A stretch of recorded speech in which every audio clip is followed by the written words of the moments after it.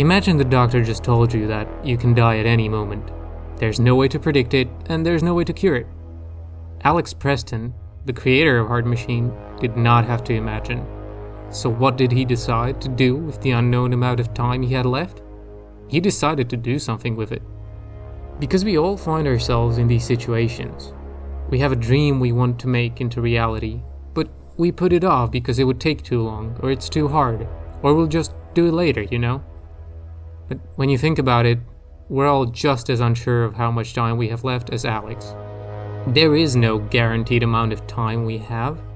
You, listening to my voice, or me, the person talking, we might not be here next year. Hell, we might not be here next month, or tomorrow. Nothing is certain. Don't wait on your dreams. Start working on them. Make them a reality. Now. Turn off the video. No, really, turn off the video right now. Pause it, turn it off, whatever. If there's something you've been putting off that you believe is your life's work, or you can make it your life's work, stop the video and just go do it. And for everybody else here, or for anyone returning, let us get back to one of the best games I ever played.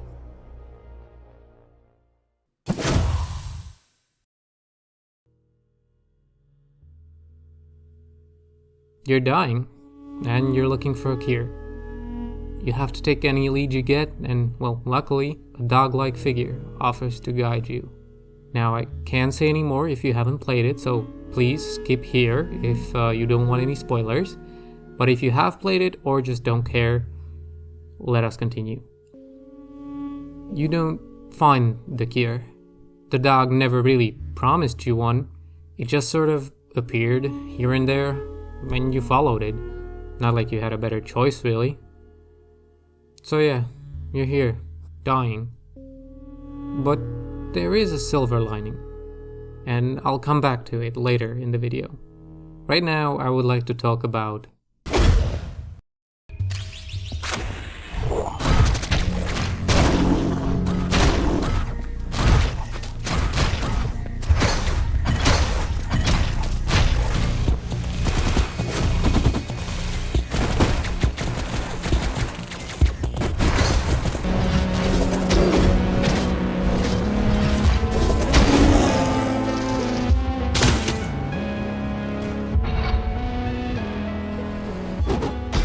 one of the most precise, satisfying, well-made games ever made.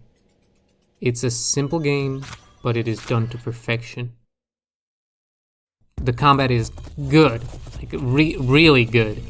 It's sharp, it's fast, and precise, rewarding a steady sword and punishing missed opportunities, but still forgiving enough to give the player a chance to dodge away if they're fast enough.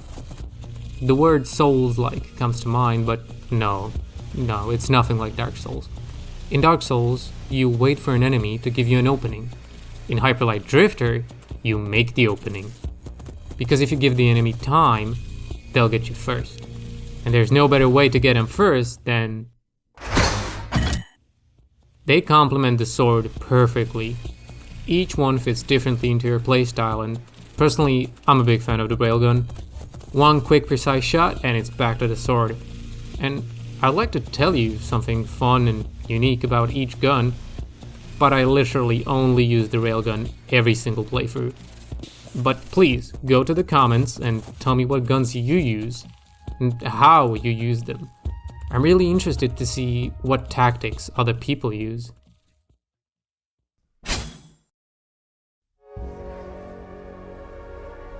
One of, if not the biggest thing about Hyper Light is its art style.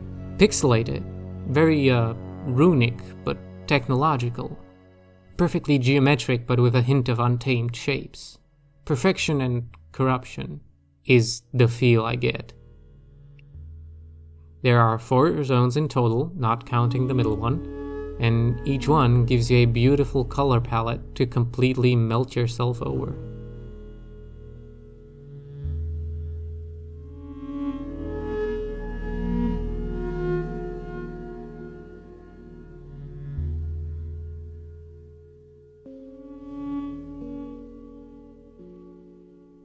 And the best thing is, you'll inevitably see some beautiful sights, and most of them, you'll actually go to and see them up close.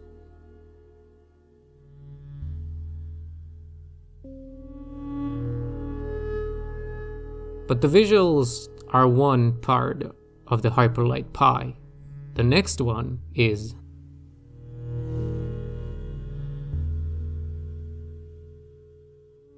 fitting perfectly with the visual design. I can't properly explain this with words, okay? But the world looks like it sounds, and sounds like it looks. There's no need to explain to me why this pillar makes this noise.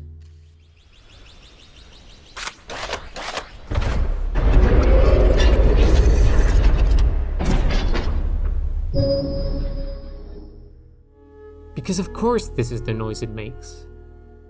And the music? Look, the music!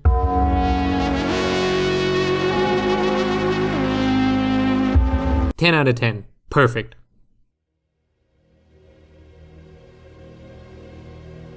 There are a lot of comfort games out there, but somehow, when I was at a low place in my life, Hyperlight Drifter became my comfort game. Something about the absence of spoken words, the lack of complexity in your goal, something about just how raw the world is, just created the perfect place to forget about reality while I regain my strength. I played Hyperlight Drifter several years ago for the first time. My friends recommended it to me and I basically speedran my way through it. I enjoyed it, but I didn't think much of it, but coming back now made me realize just how much of a gem this game is.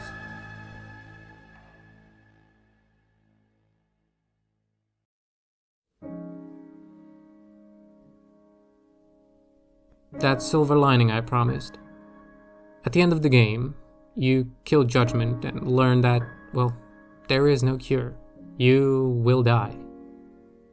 You slowly turn to leave, but it's too late. You find yourself at a campfire, perhaps a vision of comfort for the Drifter in his last moments. And as the world sheds its old skin, you go away with it, a relic of the past. But, thanks to the Drifter's sacrifice, a new world is born, and perhaps hundreds or thousands of others will be able to live and have a beautiful life because of the Drifter's action.